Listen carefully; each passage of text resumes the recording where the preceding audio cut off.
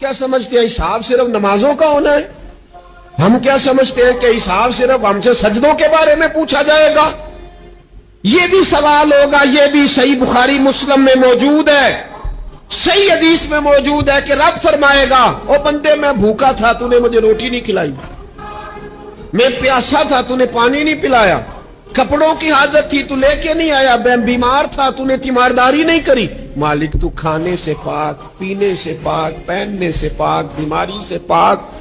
تو رب کریم فرمائے گا وہ جو تیرے پڑوس میں بندہ بیمار تھا تو میں ہی تو تھا نا، وہ جو تیرے پڑوس میں آدمی بھوکا تھا تو بندہ تو میرا ہی تھا نا، وہ جو تیرے دائیں بائیں لوگوں کو حاجت تھی تو وہ میرے ہی بندے تھے۔